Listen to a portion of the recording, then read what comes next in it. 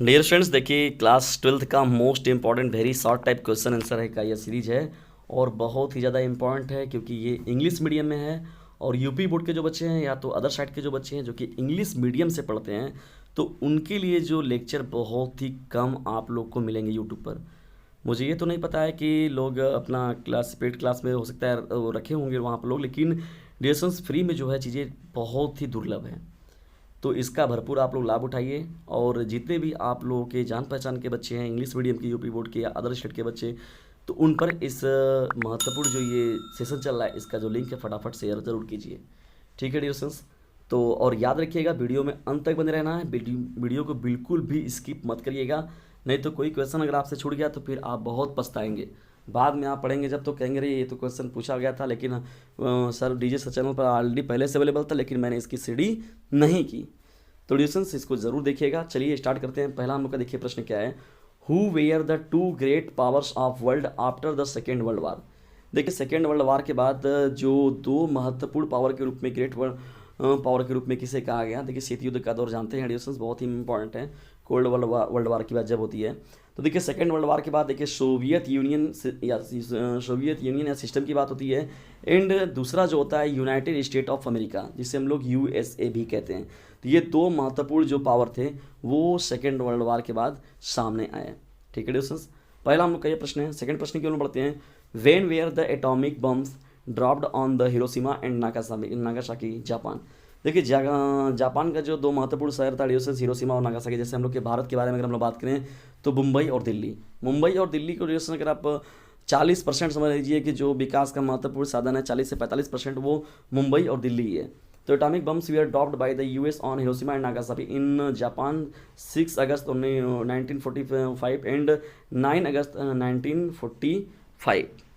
6 अगस्त 1945 को हिरोशिमा पर और 9 अगस्त 1945 को नागासाकी पर परमाणु बम गिराया गया था डिस्टेंस। ये यूएसए के द्वारा गिराया गया था, ठीक है, अमेरिका के द्वारा। और जो गिराया गया था ये जापान देश पर गिराया गया था। ठीक है, बहुत बड़ा नरसंहार हुआ था इसमें डिस्टेंस। चलिए बढ़ते हैं आगे, हम लोग देखते हैं क्वेश्चन नंबर 3 को। What is the function of Kyoto protocol. Kyoto protocol के बारे में डिस्कशन देखिए बातें हो रही हैं। देखिए फंक्शन के बारे में लोग बात करें क्योटो प्रोटोकॉल के, तो the main function of the Kyoto protocol is to maintain control over the emission of green house gases. तो देखिए कम से कम ग्रीन हाउस गैसों का प्रभाव जितना ज़्यादा है उसको कम किया जा सके, इसी के लिए देखिए क्योटो प्रोटोकॉल का जो फंक्शन जो है ऑर्गेनाइज किया गया था। ठीक है, इसमें बहुत ही मोस्ट इंपॉर्टेंट प्रश्न है क्वेश्चन नंबर 3। और क्योटो प्रोटोकॉल कब हुआ था ये भी बहुत इंपॉर्टेंट है। तो जल्दी से कमेंट बॉक्स में इसका उत्तर जरूर दीजिए हमें। और नहीं आ रहा है तो जाइए सिविक्स के प्लेलिस्ट को देखिए, उसमें आपको इसका सलूशन मिल जाएगा। बढ़ते हैं चौथे प्रश्न की ओर। What is the principal representative of the United Nation called.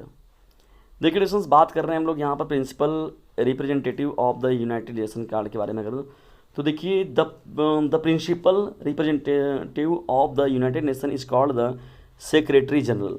Secretary general के रूप में हम लोग उन्हें बोलते हैं, सेक्रेटरी जनरल उन्हें कहा जाता है। ठीक है, हम लोग का क्वेश्चन नंबर 4 है और बहुत ही ज़्यादा इंपॉर्टेंट है। क्वेश्चन नंबर 5 की ओर बढ़ते हैं। WTC when did the attack happen. देखिए कभी कभी क्या पूछता है कि WTC का पूरा नाम भी तो वर्ल्ड ट्रेड सेंटर इसका पूरा फुल फॉर्म है, याद रखिएगा। WTC वाज अटैक्ड ऑन 11 सितंबर 2001, यानी 11 सितंबर 2001 को WTC द्वारा क्या किया था, वाज अटैक्ड हुआ था। ठीक है, छठा हम लोग का देखिए प्रश्न क्या है, who is known as frontier Gandhi. Frontier Gandhi का मतलब हो गया सीमांत गांधी के नाम से किसे जानते हैं हम लोग। देखिए बहुत ही महत्वपूर्ण नाम है, बहुत ही पॉपुलर नाम है, खान अब्दुल गफ्फार खान। नाम सुने होंगे आप लोग डियर फ्रेंड्स, अगर नाम सुने हैं तो कमेंट बॉक्स में जाइए बताइए कि हाँ सर हमने सुना है इस नाम को। तो Khan Abdul Gaffar Khan is known as frontier Gandhi. Who is known as frontier Gandhi, तो Khan Abdul Gaffar Khan is known as frontier Gandhi. ये one very short type question solution और बहुत ही ज़्यादा इंपॉर्टेंट सॉलिड नंबर आपको मिलता है इस पर। समझ लीजिए कि वेरी शॉर्ट के साथ ही साथ समझ लीजिए ऑब्जेक्टिव जो है MCQ टाइप क्वेश्चन उसकी भी आप तैयारी इसमें आसानी से कर रहे हैं। बढ़ते हम लोग अब क्वेश्चन नंबर 7 की ओर। What is meant by national integrity. What is meant by national integrity. National integrity के बारे में बात कर रहे हैं, क्या होता है। अगर हम लोग बात करें नेशनल इंटीग्रिटी के बारे में तो national unity only means maintaining manual love unity and brotherhood in spite of different views and different beliefs in all the constituents of the nation. ठीक है डिस्टेंस, अगर देखा जाए नेशनल इंटीग्रिटी एक बहुत बड़ी महत्वपूर्ण चीज़ है। इंटीग्रिटी का मतलब होता है इकट्ठा करना, एकजुट करना, और डिफ्रेंशिएट का मतलब होता है तोड़ना। तो नेशनल इंटीग्रिटी को बनाना कैसे है, तो डिस्टेंस के बारे में बहुत अच्छे से आप लोग जानते हैं भाई। जाहिर सी बात है, उसके लिए मैनुअल लव यूनिटी की बात हो गई, ब्रदरहुड की बात हो गई, in spite of different views, हर तरीके से देखा जाए तो different beliefs in all the constituents of the nation. तो ये सभी चीज़ों को हम लोग फॉलो करते हैं, तो यही सभी जो निकल कर आता है नेशनल इंटीग्रिटी का मीनिंग निकल कर आता है। ये क्वेश्चन नंबर आपका 7 है और बहुत ही ज़्यादा इम्पॉर्टेंट है। बढ़ते हम लोग अब क्वेश्चन नंबर 8 की ओर। What is foreign policy? Foreign policy क्या है? Foreign policy of a country which is also called policy of foreign relation, a policy to protect its national interests and to achieve its goal in an environment of international relation।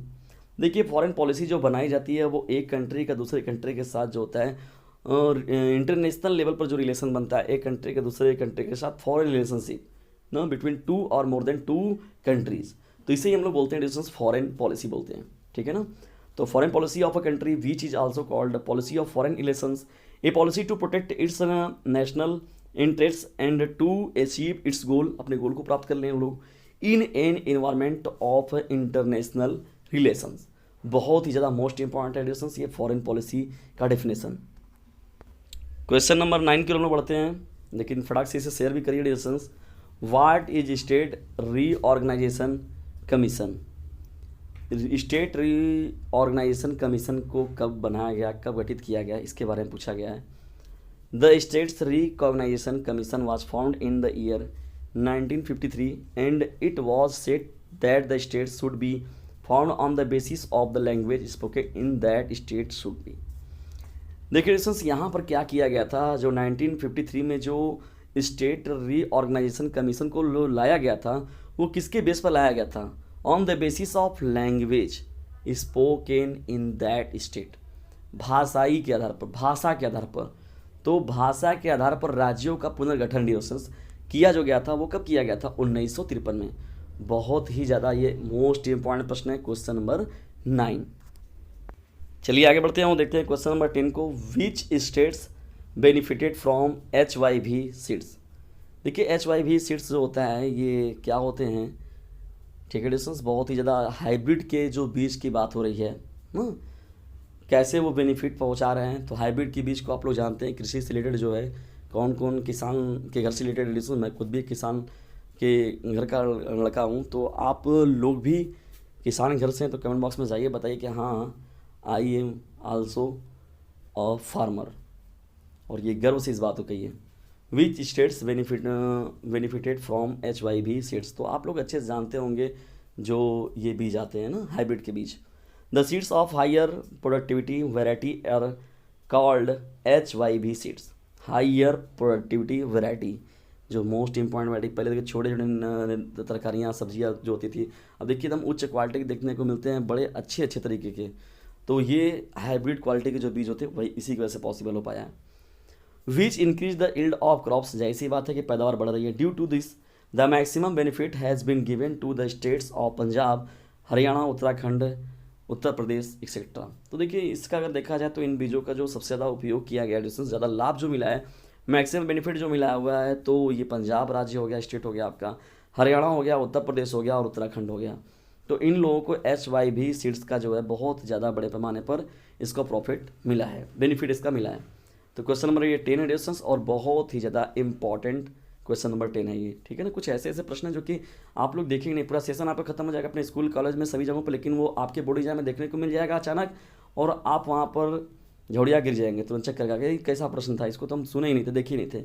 तो कुछ ऐसे प्रश्न आपके examination में देखने को ज़रूर मिलते हैं, लेकिन इसका भी समाधान है जिसके लिए एक चैनल बनाया गया है, यूट्यूब चैनल DJ सर। चलिए बढ़ते हैं क्वेश्चन नंबर 11 की ओर। Who was Mikhail Gorbachev? बहुत ही मोस्ट इंपॉर्टेंट है। मिखाइल गोर्बाचेव कौन थे? Mikhail Gorbachev was the last president of the Soviet Union और सिस्टम। देखिए डिस्टेंस, मिखाइल गोर्बाचेव जो थे वो क्या थे, लास्ट प्रेसिडेंट थे सोवियत यूनियन के।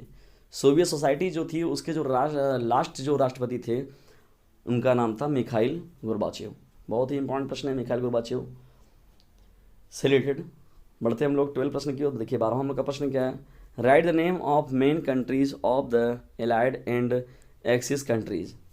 देखिए दोस्तों अगर हम लोग बात करें एलाइड नेशन के बारे में तो अमेरिका हो गया, रसिया हो गया, फ्रांस हो गया, ब्रिटेन हो गया, तो इन्हें हम लोग एलाइड नेशन के बारे में जानते हैं। और एक्सिस नेशन के बारे में अगर हम लोग देखें तो जर्मनी हो गया, इटली हो गया और जापान हो गया।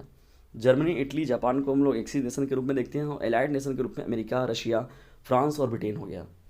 तो distance very short type question answer की आज ये सिविक्स की सीरीज आपको कैसी लगी इसके बारे में हमें कमेंट बॉक्स में ज़रूर बताएं। और यदि वीडियो पसंद आता है तो इसे लाइक करें, शेयर करें और चैनल पर नए चैनल को सब्सक्राइब करना बिल्कुल भी ना भूलें। और जो मैं नंबर आप लोग को दे रखा है डिस्टेंस उस पर ध्यान ज़रूर दीजिएगा, वो आप लोग के लिए बहुत ही ज़्यादा हेल्पफुल साबित होगा। इसका खुद भी लाभ उठाइए और लोगों को भी लाभान्वित करिए। और जितने भी आपके जान पहचान के क्लासमेट हैं, दूर दराज के बच्चे जो प्राइवेट वगैरह से पढ़ रहे हैं, तो उन सभी पर इस चैनल का लिंक जो है उसे शेयर ज़रूर कीजिए। याद रखिएगा sharing is the best way of learning and caring. तो डियर फ्रेंड्स इसे शेयर जरूर करिए। ये आप लोगों का ये बड़े पैमाने पर आप लोगों को लाभान्वित भी कर सकते हैं इससे।